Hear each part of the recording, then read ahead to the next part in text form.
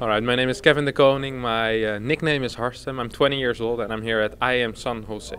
So Kevin, what are your thoughts on the fan feuds that seem to occur between League of Legends and StarCraft 2 players? I don't think it's as bad as it used to be. I think most StarCraft guys accepted that League of Legends is a bit bigger right now. But yeah, in the past it was quite bad, I guess. But StarCraft 2 is a lot harder, though.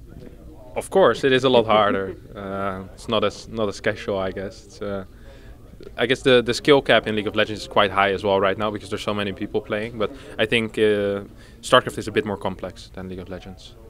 Where do you see esports 5 years from now? 5 years from now, not really sure. Maybe like esport festivals, the way that Woodstock, stuff like that, you know, because I never thought we would sell out stadiums 5 years ago. So we gotta aim big. Maybe we'll have a StarCraft tournament on the moon or whatever. I'm not sure yet, but I'm guessing it's gonna be some interesting stuff. So how did you get involved in esports? I just I'm not really a big gamer.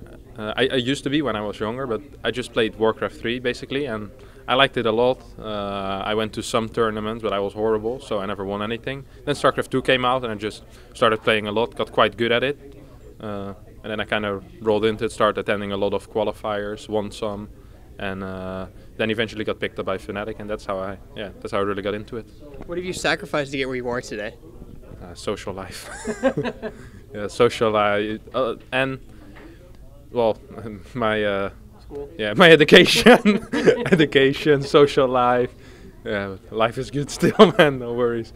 No, it's just sometimes I would want to do more stuff with my friends that I had in high school, but because of quite a busy schedule and especially in the weekends, I'm gone like almost every other weekend. So it's very difficult to make to make something happen because normally they're only free in the weekends. So, yeah.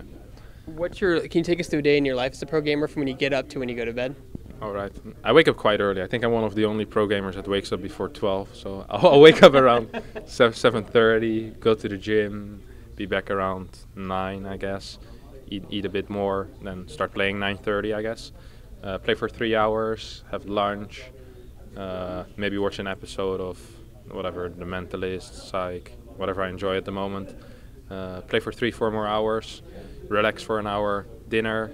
Then in the evening play for like 2.5 more hours or sometimes 3 hours, watch a few replays, watch a few VODs, then talk with some friends on Skype or go out.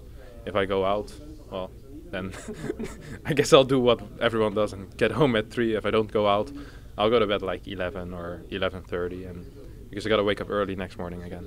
That's basically a day of my life. So you mentioned Warcraft 3. Do you think that game will make a comeback in the esports scene? No. What are your thoughts on the new StarCraft expansion that's coming out? I think it's a welcome change. It's one that was needed probably. There's a lot of game-changing mechanics. The way they change the economy, for example, is one that I've been wanting for a very long time. It quickens the pace of the game by quite a bit. And in general, the units that they presented seem more fun than the ones we have right now. So I'm really looking forward to it. And what impact do you think that'll have on esports? I think we'll have an initial bump for sure, just like we had in Heart of the Swarm. But I think this time more people will stay around because the game is just more exciting and more fun, as well as that it's a standalone game. So we might have a little bit of a resurgence like we had when Wings of Liberty came out, just a big boost of viewers. And that's what I hope as well, of course. What do you think about esports selling out soccer stadiums and arenas nowadays? It's insane. If you would have told me this 4 years ago, I would have been very, very surprised. Because back then I was still going to the local lands and yeah, it was like 400 people maybe, $500 prize pool, and right now it's really, really sick. What advice would you give to aspiring pro gamers who want to be good at StarCraft 2? Practice a lot, copy mainly the Korean pros, I guess, and just try to copy them, see what they do and see how you can do it better. Watch your own replays, talk to your friends what you can do better, because sometimes you can't really see it yourself and you need some outside advice. Yeah, that's it basically. What's the biggest misconception about pro gamers? Not too sure. Maybe Like you guys are all like in your basement and you just, drink Coke and don't move and that kind of thing, like. Yeah, I guess that's the biggest misconception. There's of course always a few that do live by the stereotype, but I don't live in a basement and I don't really like Coke, so I'm here to bust that myth for sure. What does it take to be a pro gamer today? dedication, lots of time, a good mindset, and yeah, I think those three things are what makes a good programmer. So, what's your secret to success in StarCraft 2? Just playing a lot and copying the Koreans.